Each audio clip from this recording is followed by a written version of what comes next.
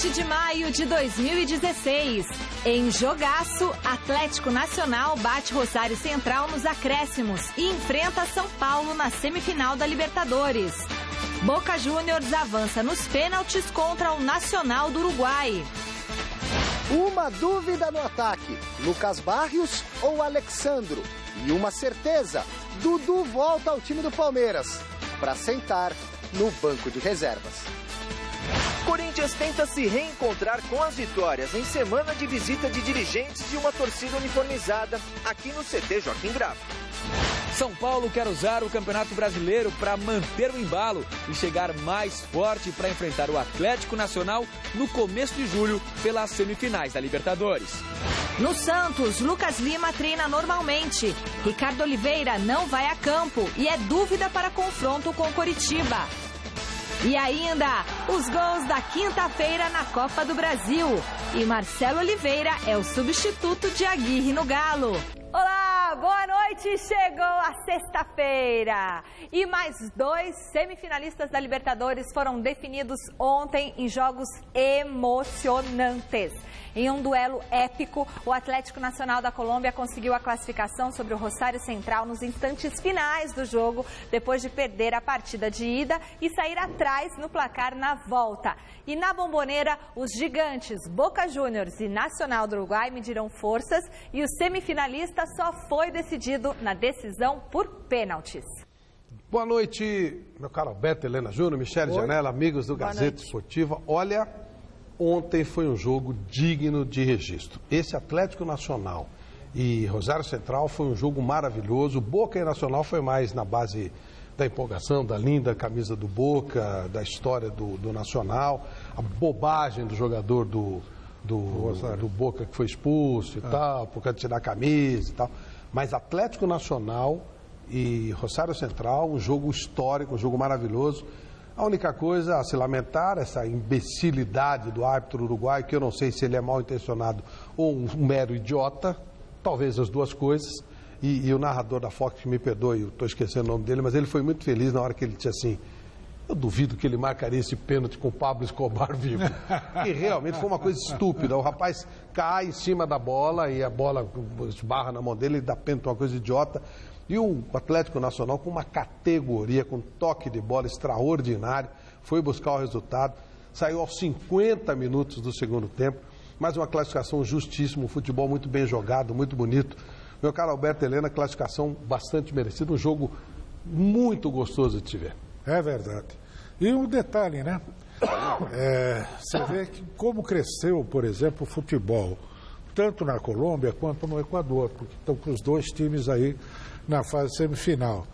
E esse jogo que você se referia do Independente, do Atlético Nacional e o Rosário, foi um jogo que devia ser a final do campeonato. Foram os 2 melhores times e ganhou aquele que tem sido o de melhor desempenho e de melhor campanha, que é o Nacional. O Chico Lang, agora há pouco, está conversando comigo lá na redação, ele disse assim: pô, esse time parece que tem 11 elencos, né? E é realmente um timaço, viu? O time foi montado pelo Osório, seguiu com o Rueda, que jamais dirigiu um time, sempre dirigiu seleções, dirigiu na Copa de uma seleção de El Salvador, joga bonito, toca a bola com consistência, é uma delícia ver esse time. Você sabe que o futebol colombiano, mesmo naquele tempo que era saco de pancada dos outros, eles jogavam um futebol bonito. Sabe? Ele nunca abriu mão disso. E nós tivemos aquela seleção maravilhosa deles com o Rincón, com o Valderrama, aquela turma toda, que era também um espetáculo. O colombiano curte o bom futebol. Será difícil para o São Paulo adversário, mas isso não quer dizer que o São Paulo está eliminado. Não dá nada a ver uma coisa com outra. Claro. O time, ele joga mais bonito que o São Paulo, joga, mas aí é uma competição de mata-mata. E outra coisa, o jogo é daqui a 40 dias, tem muita coisa pela frente. Ainda tem muito chão, né? Bom, vote na enquete que está no ar, no site gazetesportiva.com. Nós queremos saber o seguinte: 2 pontos. Dos times já classificados, qual o favorito ao título da Libertadores? Atenção, Atlético Nacional, Boca Juniors ou São Paulo, Flávio Prado? A gente tem que falar do que está jogando mais bonito. O Atlético Nacional está jogando um futebol de primeiríssima qualidade, poderia disputar torneio europeu, pelo nível que ele está jogando, Atlético Nacional. Hoje o Atlético Nacional é favorito? Assino embaixo. Isso aí. Muito bem, Copa do Brasil em Salvador, a Portuguesa saiu na frente do Vitória, mas sofreu a virada e foi eliminada. Uma vitória simples garantiu o Botafogo na próxima fase. E em pleno Couto Pereira, o Juventude despachou o Coritiba. Veja os gols. No Couto Pereira, o Coritiba abriu o placar diante do Juventude com Kleber Gladiador de pênalti. O placar se manteve até os 30 do segundo tempo, quando Robertson deixou tudo igual, 1-1. O Coxa voltou a ficar na frente com Alan Santos, mas precisava de mais um gol para se classificar. Só que aos 49 veio a pá de cal. Sananduva marcou para o Juventude e garantiu a vaga ao time de Caxias, que havia ganho o jogo de ida por 1-0. O adversário será Operário do Paraná ou Paysandu. Jogando em Duque de Caxias, o Botafogo passou pelo Juazeirense e assegurou a passagem para a próxima fase. Neilton fez o gol da partida. Agora o Bota enfrenta o Bragantino. A Portuguesa foi até Salvador encarar o Vitória e tudo parecia conspirar a favor quando Diego Gonçalves fez 1-0 para a Lusa. No final do primeiro tempo, Diego Renan empatou de pênalti, resultado que ainda classificava o time paulista. Mas na etapa final, Marcelo e Chiesa trataram de espantar a zebra e garantir vitória na terceira fase da Copa do Brasil, 3-1. O próximo adversário será o Cruzeiro. As ligas já acabaram, mas a bola ainda rola neste final de semana nos gramados europeus com as decisões das Copas. Na Espanha, o campeão espanhol Barcelona enfrenta o campeão da Liga Europa, Sevilha. Na Itália, tem Milan e Juventus. Na Inglaterra, Manchester United e Crystal Palace decidem a FA Cup. E na Alemanha, Berlim deve receber mais um grande jogo entre Bayern de Munique e Borussia Dortmund. Além da decisão da Copa da Alemanha entre Bayern de Munique e Borussia Dortmund, o Estádio Olímpico de Berlim também será palco da despedida de Pep Guardiola do comando dos bávaros. Contratado na temporada 2013-2014, o técnico espanhol foi tricampeão alemão, uma vez da Copa da Alemanha, além de levantar um Mundial de Clubes e uma Supercopa da UEFA. Porém, a grande falha de Pep Guardiola durante esses anos foi a busca do título da Champions, que acabou não vindo. Amanhã será a chance de Guardiola dar adeus com mais um título e, por isso, o técnico foi humilde na coletiva pré-jogo. É uma final, é claro que é especial, mas tenho que agradecer meus jogadores. Eles são a razão por estar aqui de novo. Já do lado do Borussia, o foco dos holofotes vai estar dentro de campo, mais precisamente na zaga do time. Tudo porque, após 8 anos e meio defendendo as cores do time do Vale Ruhr, o zagueiro Hummels fará a última partida com a camisa do clube, se transferindo na próxima temporada justamente para o Bayern, o que causou novamente a fúria da torcida do Borussia. Hummels será o terceiro grande nome desde 2013 a fazer esta troca, já que antes dele, Mário Götze e Lewandowski também fizeram a mesma escolha do defensor. A dúvida agora é se o zagueiro vai sentir a pressão por causa do conflito de interesses. Fala. Esse jogo vai ser maravilhoso, né? Despedida do Guardiola. O Guardiola vai para o futebol inglês e vai mudar o futebol inglês. Vai mudar. A Inglaterra vai começar a tocar mais a bola, vai ter ela só fazia bola longa, agora ela faz aquele lançamento, mas só fazia bola alçada na área, passou até a bola longa, vai colocar mais a bola no chão, vai acontecer isso com o City, que felizmente se classificou para a Champions, vai fazer aquele jogo mais de aproximação, triangulação. Você sabe que o Arsenal já faz isso há muito tempo com o Wenger, né? O Arsenal gosta de tocar. Ele tem tido um problema que machuca muito o jogador e ele é pouco contundente. Mas agora vai ser contundente com o City e ele vai obrigar a seleção da Inglaterra a jogar assim, porque o Guardiola ele cria identidades aos países, é um negócio impressionante. E nós vamos ver a Inglaterra mudar de conceito. É impressionante o que o Guardiola faz, ele é monstruoso. E amanhã o duelo, é domingo esse jogo, vai ser do futuro técnico do futebol inglês contra o futuro técnico da seleção da Alemanha, porque a Alemanha é pouco planejada, né? O técnico do Mais, que veio para o Dortmund, será o técnico que vai substituir o Joachim Löw na Alemanha. Então, é um negócio sensacional. Tem as finais de várias Copas aí, e temos uma final também da Copa da Itália, da entre Itália, Juventus e Milan. Se o Milan não ganhar, esse jogo não vai ganhar, que é contra a Juventus, ele vai perder a possibilidade de disputar, inclusive, a Liga UEFA. Mas chegou o máximo do Berlusconi. Sabe que o Berlusconi foi o cara que resultou ao cabo da tal Mãos Limpas, Operação Mãos Limpas, que era o Lava Jato de lá, acabou resultando em quem? No Berlusconi, porque destruiu todos os partidos que tinha lá na Itália, e foi o Berlusconi, que é essa coisa incrivelmente inacreditável, né? E ele agora está anunciando que não vai pagar os jogadores porque perderam o jogo. Vai vender para os chineses. E eles vão perder a classificação para o Sassuolo.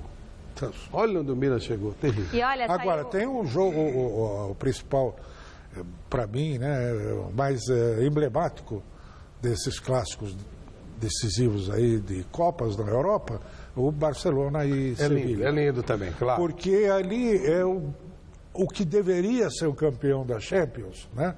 Que é o Barcelona, e que infelizmente ficou no meio do caminho, ficou nas quartas de final. E o Sevilha, que é o campeão da UEFA. Tricampeão. Já ganhou 4 para os gênios que dizem que só tem 2 times na Exatamente. Só tem 2, E o Sevilha é tri da UEFA. E hoje saiu uma entrevista do Carlo Ancelotti, ex-Real Madrid, ex-técnico do Real Madrid, futuro técnico do Bayern de Munique, falando do Cristiano Ronaldo ao jornal Financial Times. Ele disse que ficou impressionado com o Cristiano Ronaldo, que depois do jogo, quando todo mundo foi embora, ele, mesmo aquela modelo que era a namorada dele, a Irina, uma mulher maravilhosa, estava esperando ele em casa.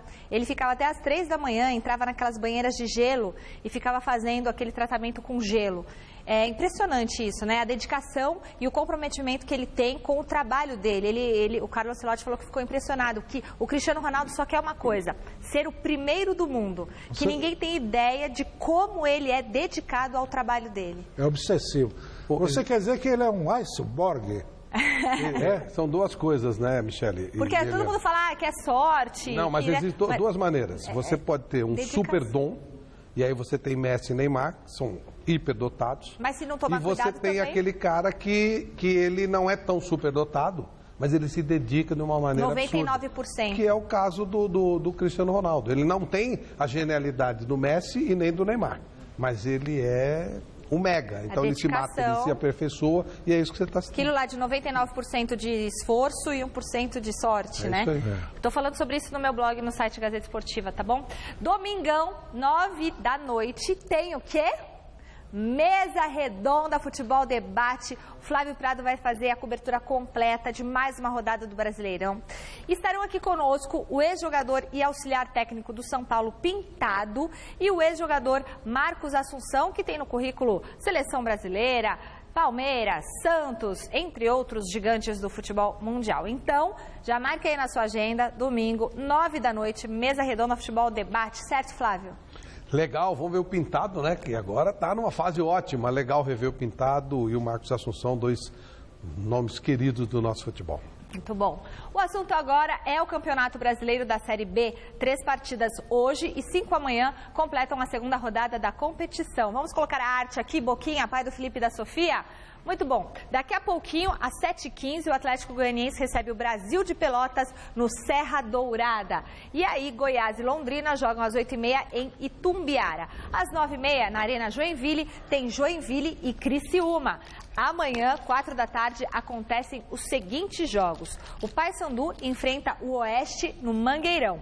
O Vasco recebe o Tupi em São Januário. E em Florianópolis tem Avaí e Sampaio Corrêa. CRB e Ceará jogam às 4h30 em Maceió.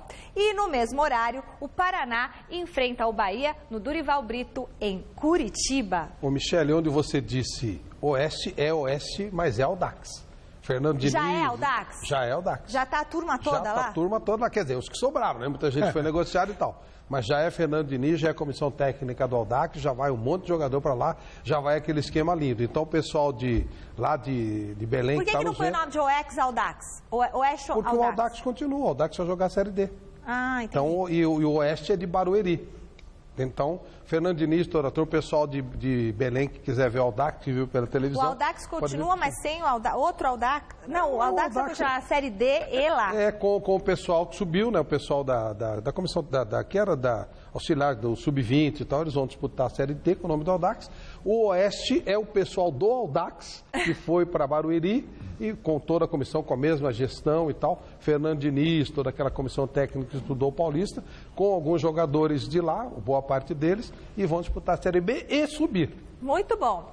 Confira agora os jogos da segunda rodada do Brasileirão. 3 partidas serão realizadas amanhã. Põe a arte aqui, Boquinha, pai do Felipe e da Sofia, casado há 13 anos, que beleza. Ponte Preta recebe o Palmeiras às 4 da tarde no Moisés Lucarelli. Vai dar Palmeiras, né, Flávio? Às 6h30 em Volta Redonda tem Fluminense e Santa Cruz.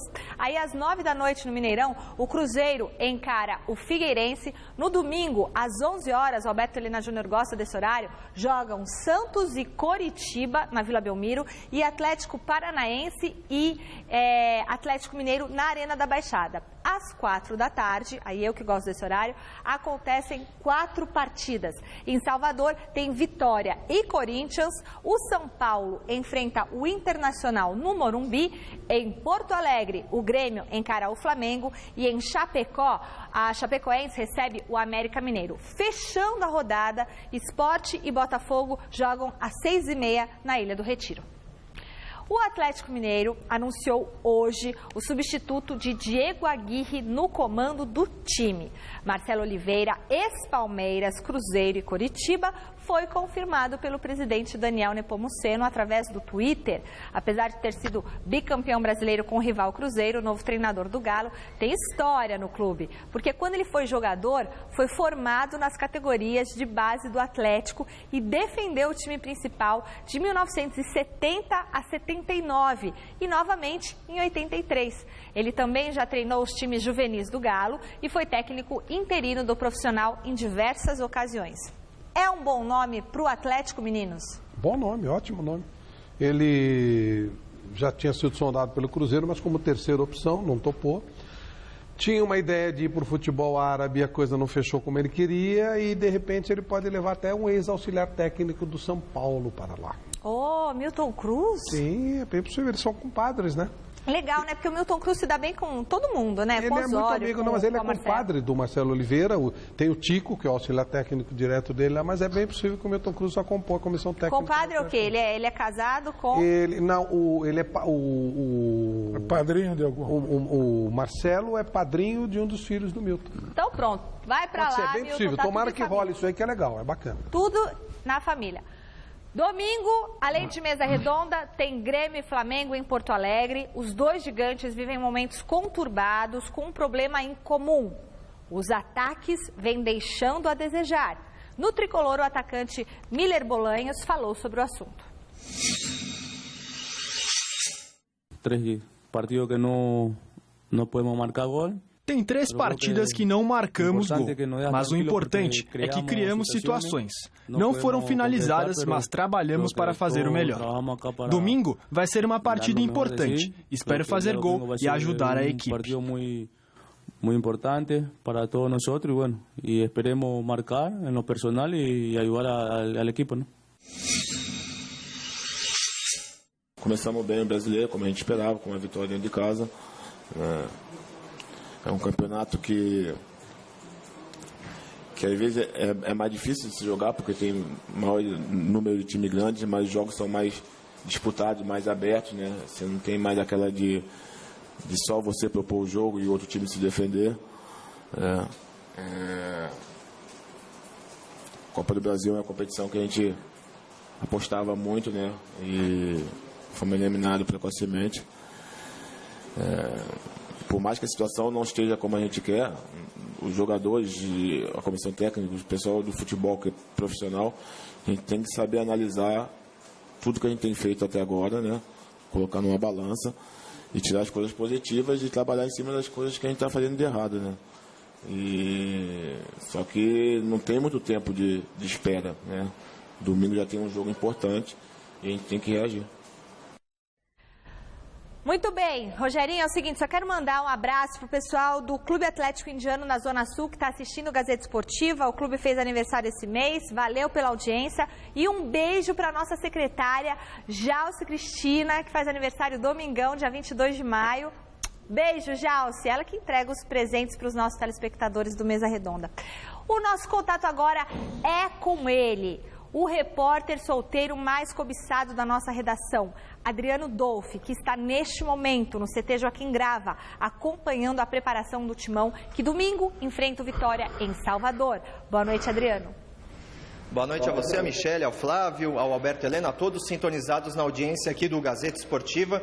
Uma tarde bastante movimentada no CT Joaquim Grava. Primeiro vamos falar aí da parte tática do treinamento que o Tite comandou agora há pouco aqui no CT, mantendo aquela formação que ele já vinha treinando ao longo da semana, com o Giovani Augusto e o Marquinhos Gabriel na equipe, abertos pelas pontas, o Guilherme na equipe atuando no meio, mas sem tanta obrigação de marcar, chegando mais próximo do André, e uma grande alteração que pegou todos de surpresa, aliás. Cássio vai para o banco de reservas, Walter se mantendo na equipe titular. O Cássio, que teve um problema particular no último final de semana, acabou nem sendo relacionado. O jogador treinou normalmente durante a semana, vai para o banco de reservas e o Tite fala por que escolheu Walter como titular nesta sequência do Corinthians no Campeonato Brasileiro. Vamos acompanhar. O problema pessoal foi de sentimento de todos nós. Foi meu, foi do Mauri, foi da direção, foi um minuto de silêncio antes do jogo, foi de todas as situações que elas pudessem acontecer. E a outra, eu volto a dizer, muito mais pelo bom momento de um do que menos do outro. Eu falo sempre assim, é concorrência leal. Então, o momento do Walter, a sequência que ele tem, a regularidade, foi isso. Com muita lealdade, o Tite falou também sobre as críticas que vem recebendo de parte da torcida, sendo chamado por alguns de teimoso, por outros de previsível, mas mesmo com essas críticas, o Tite até fez aqui uma confissão, dizendo que está prestes a mudar algumas das suas convicções na parte tática. Vamos acompanhar. Eu não uso a palavra, como é que se diz, reconstruindo, porque ela ficou muito batida, mas ajustes que se possa fazer, utilização de peças que estão treinando, sim, reavaliações não oportunistas, mas sim em cima de uma sequência. Eu estou pressionado desde o dia que eu vim para cá. Vestir uma camisa de um grande clube, tu tem a necessidade de 2 componentes, desempenho e resultado. A gente vai estar inevitavelmente fadado a isso.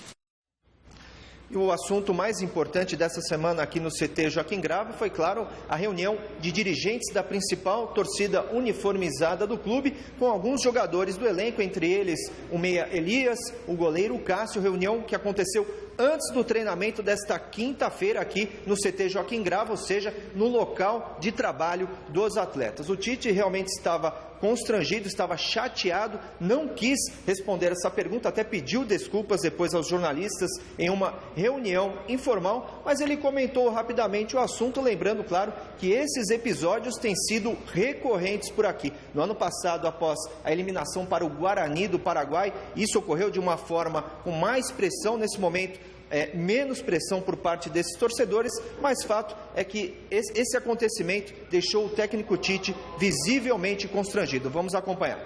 A segunda pergunta que coloca esse respeito. Eu respeito a todos vocês terem a condição de avaliar. Eu não quero falar sobre esse assunto. Peço, aí como deu a segunda pergunta, peço que vocês me respeitem profissionalmente. Eu não quero falar sobre esse tipo de manifestação, não quero. Não me sinto à vontade, não quero. Vou falar, eu tenho muitas outras coisas para falar. A equipe, quem entra, quem sai, preparação, os jogos. Né?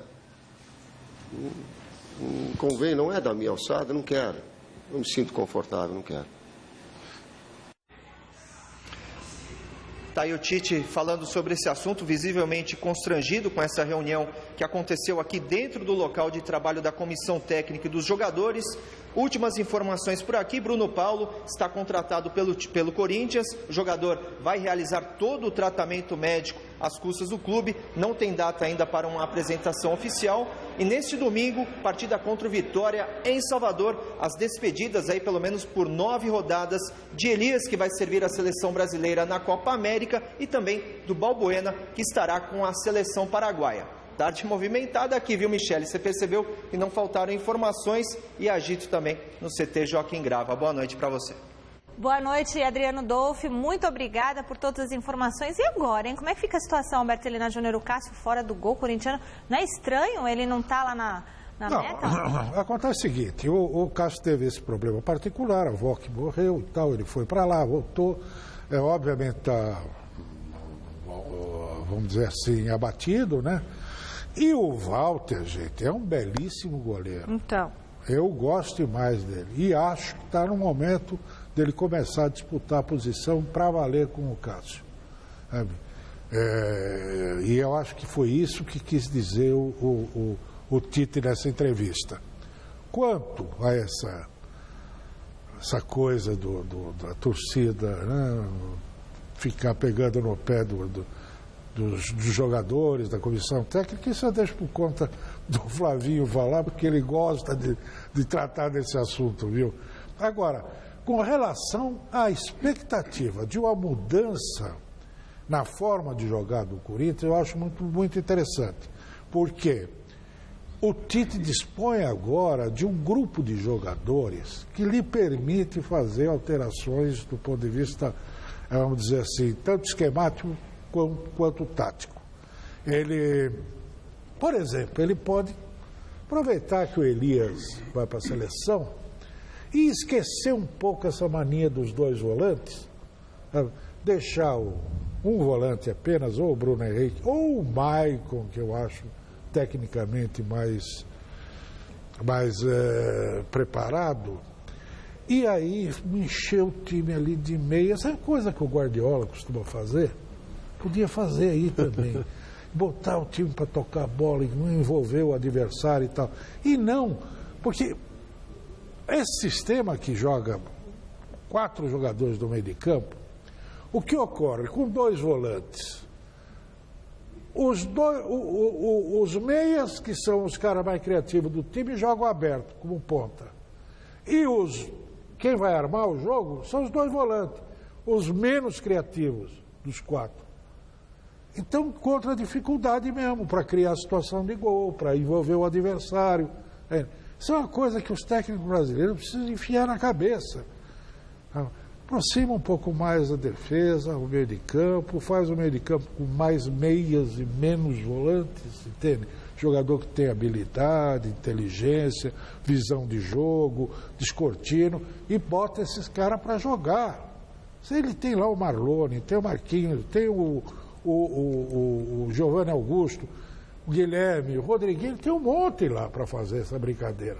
Então vamos fazer, né? Aproveita, Tite. Os caras estão pedindo para você mudar, muda. Você sabe quem o Osório queria que jogasse de volante no São Paulo? O Ganso. Claro. E ele não quis, ele disse, não, eu quero jogar mais na frente e tal. Estupidez, porque... Claro. Aí eu acho que ele se acertaria muito. Claro. Perdeu uma grande oportunidade. Você sabe que o Ganso, apesar de tudo que falam dele, ele é o segundo maior roubador de bola do São Paulo. Você jogaria aqui atrás, chegaria, faria criatividade, né? Eu acho que o Cássio, além do problema citado, que a gente sabe que é complicado mesmo quando você perde um parente importante, a avó dele foi muito próxima, né? Ele teve aquele problema do pai, que ele até citou aqui no Mesa Redonda, mas ele já não vinha bem, ele não estava jogando bom futebol, estava soltando muita bola e tal, então é justo que o Walter tenha a oportunidade que vai ter. A mudança tática vai ser necessária, até porque a ausência do Elias, a gente não sabe nem se ele volta, que de novo a China vem aí com grana. Exatamente. Eu acho que o Giovanni Augusto já está mais adaptado. Ele vai ter o Marquinhos Gabriel mais constantemente. E é possível que ele vá partir para isso que o Alberto está falando mesmo. Vamos ter um time do Corinthians com mais meias e o Tite talvez seja o cara... Não, seguramente é o cara mais preparado para fazer isso no futebol brasileiro hoje, vai ser legal. Com relação aos simpáticos vagabundos. Não, a reunião foi num dia de semana, na hora do trabalho. Quer dizer... fica claro aquilo que eu falo, eles são vagabundos, eles não têm o que fazer. Imagine os caras não gostaram do trabalho da Michele Janela, ou do Flávio Prado, ou do Helena no Mesa Redonda. Aí eles pegam e vêm aqui tirar satisfação. O que você pensaria? O que você pensa? O que você pensaria? Pô, é o fim da picada. Não tem sentido. E a diretoria do Corinthians, que eu respeito, que eu acho que é aquela que dá mais prestígio, tem um jeito de trabalhar de gestão, precisa parar com isso. Sabe? Você não pode dar espaço para vagabundo, mas eles insistem em fazer isso. Eles colocaram lá um diretor desse grupelho aí para ser diretor. O que aconteceu? O cara se envolveu num rolo aí com um açougueiro, tomaram dinheiro de pai, tomaram dinheiro de empresário para fazer rolo com jogador, ninguém explica isso e tal. Até a direção do Corinthians, que a gente elogia, tem esses rolos aí. Sabe, passou da hora de virar sociedade anônima tudo no futebol brasileiro. Não dá, esse negócio de diretor. Resta dúvida. Põe diretor de torcida uniformizada, é rolo. Então agora, isso aí é muito. Já pensou um jogador de futebol profissional ter que ouvir esses caras aí que não tem o que fazer, que nem sequer trabalham? É terrível, né? Não, e o seguinte, por exemplo, eu sou de um tempo, Flavinho, você acho que chegou a pegar, em que foi quando nasceu a denominação de fiel torcida. Por que fiel torcida? Porque de 41 a 51 o Corinthians pegou 10 anos de fila, não ganhava nada, entende? E depois de 54 até 77 também não ganhava nada. Período em que a torcida do Corinthians cresceu barbaramente, passou a ser a principal torcida da cidade, do estado. E mais, a torcida ia, o Corinthians perdia, a torcida ia. Ai, que bonito. A torcida torcia pelo time. Para o corintiano, o fiel, o jogador do Corinthians podia ser o maior cabeça de bagre, era o maior jogador do mundo. Ai, de arrepiar, hein? Então eles aplaudiam, apoiavam e tal, quando perdia. Agora, meu Deus do céu, o Corinthians acabou de ser campeão do mundo. Já está a cobrança. É o atual campeão brasileiro. Não, eu vou citar só dois. Está num processo de mudança clara, óbvia, qualquer idiota sabe disso. Eles vão atrás de grana, né? Aí é só você lembrar como símbolo do que disse o Helena. Elisa era uma senhora que chegou a perder a vista e foi lá ver o Corinthians jogar. Flávio Lacelva, que criou a Gaviões da Fiel, já foi uma coisa séria. Ela estava querendo lutar contra a ditadura, era uma pessoa doce, uma figura legal.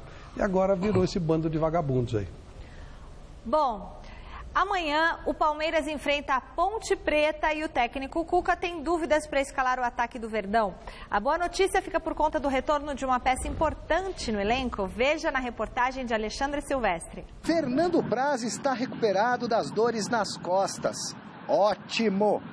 Dudu inteiraço, sem incômodo algum na coxa, prontinho para jogar. Beleza pura!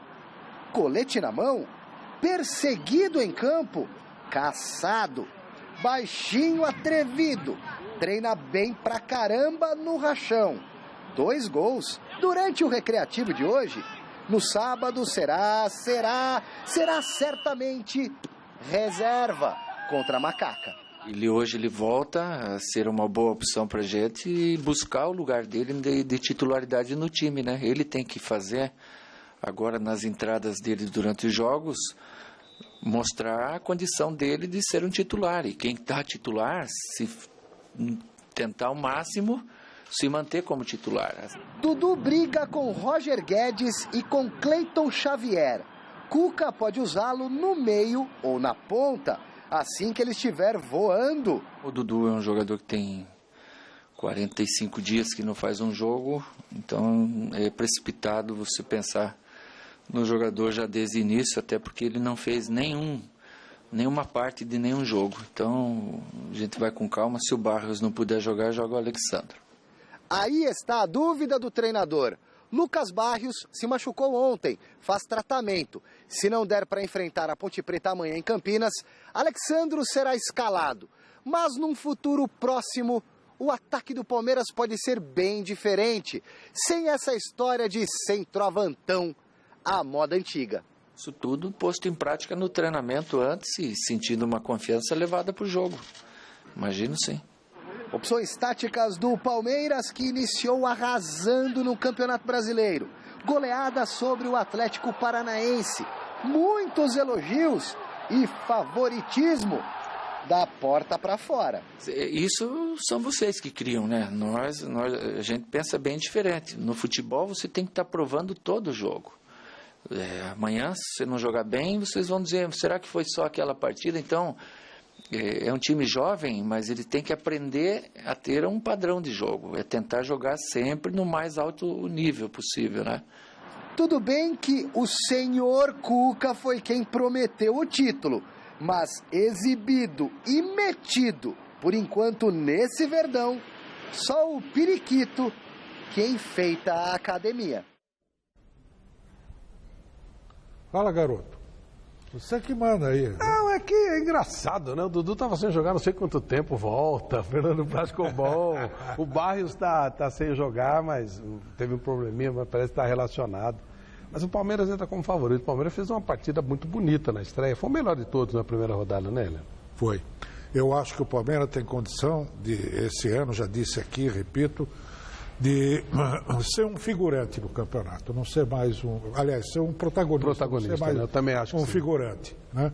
Ele tem condições porque tem um elenco muito bom. Se olhar o banco vamos imaginar o Dudu no banco. Qual o Dudu aí? Vamos imaginar ele no banco. Dudu, Arouca, Zé Roberto. Olha aqui. Qual é o time que tem um banco desse? Verdade. Sempre que os jogadores que estão jogando... Rafael Marques. Gente de bom nível, opa, legal. Sabe? É verdade. O Barros, se não puder jogar, vai ficar no banco. É verdade. Entra o Alexandro, enfim. E essa ideia de jogar sem um centroavante, isso sempre me cativou. Eu também gosto muito. Muito. Aliás, você sabe de um detalhe? Todos os grandes centroavantes brasileiros, da história do futebol brasileiro, com exceção do Ronaldo Fenômeno e do Frederich, que foi o primeiro, todos os outros foram meias que passaram a jogar como centroavante, né? O Leônidas, Ademir Menezes, o Careca, enfim, todos eles eram meias que foram transformados em centroavante. Quer dizer, o jogador que contribui muito mais para o trabalho de criação do time, né? E de chegada.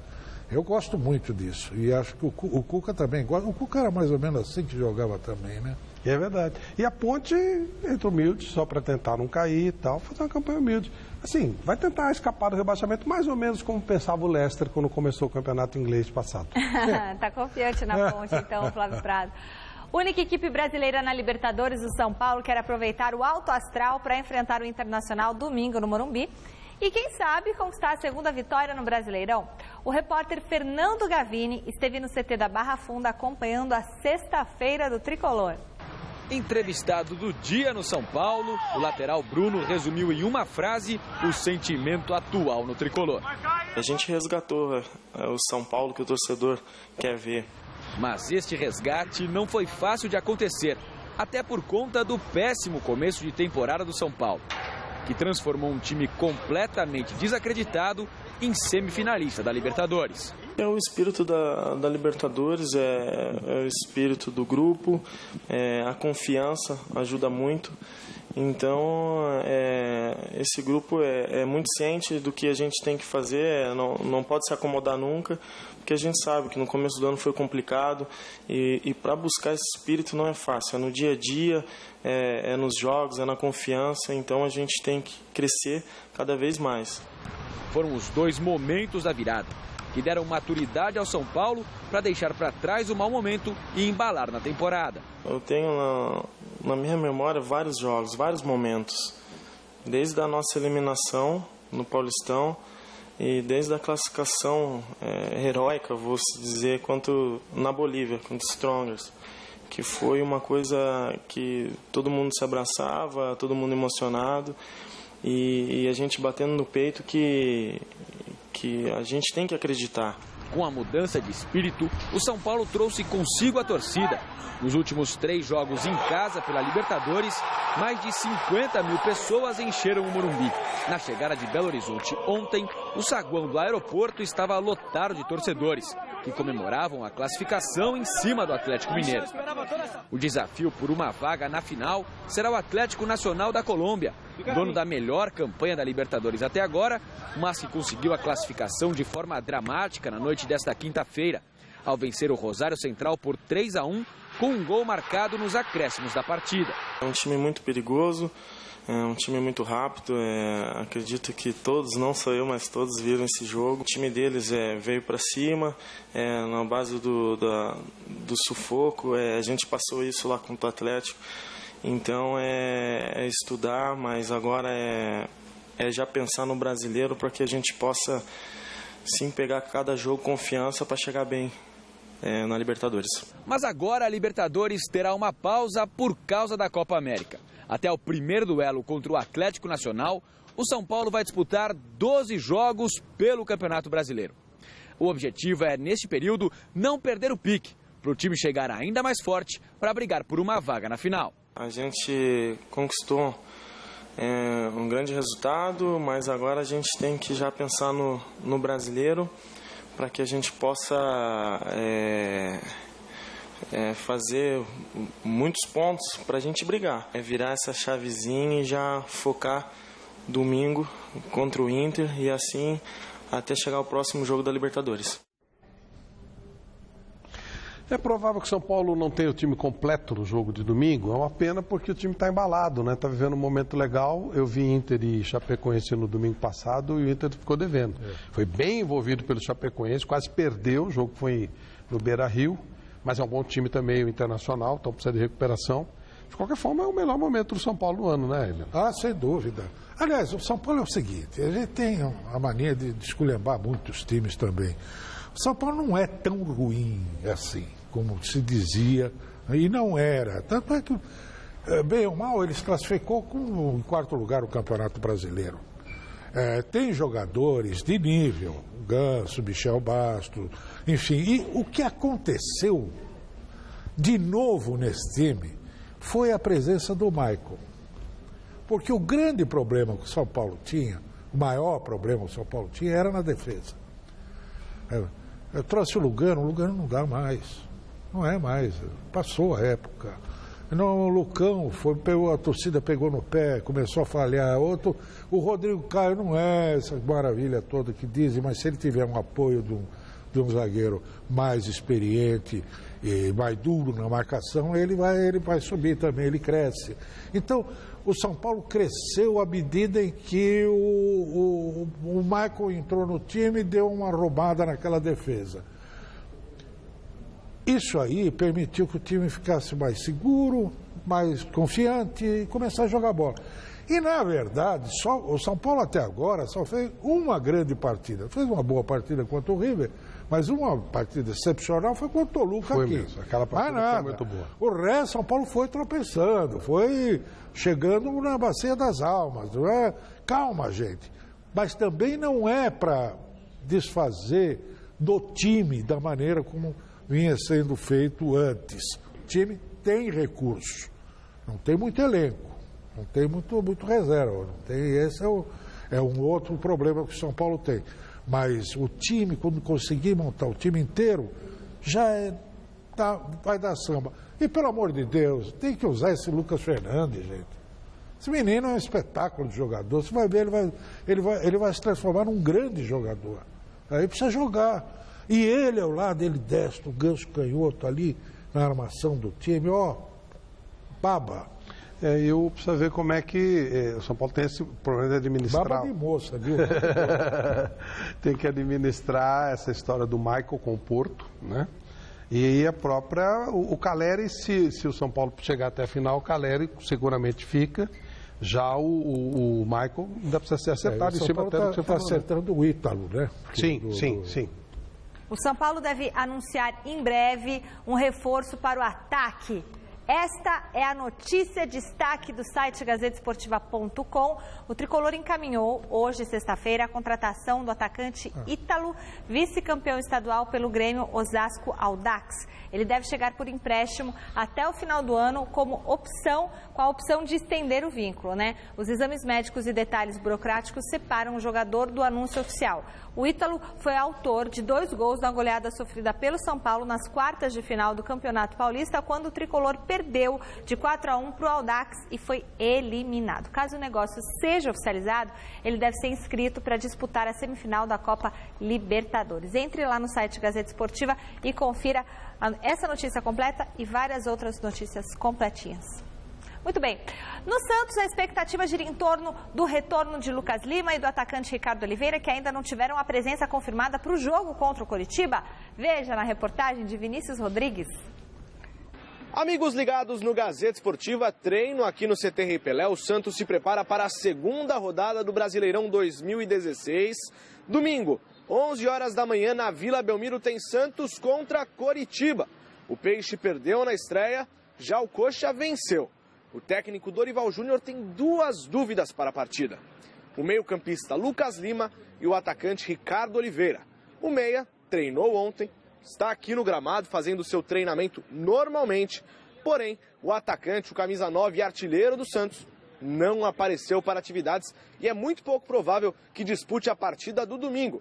O técnico Dorival Júnior comentou o assunto. Eu não tenho ainda como confirmar nada. Até porque quero primeiro senti-los, né? Depois dessa atividade, para que aí sim tomemos uma decisão.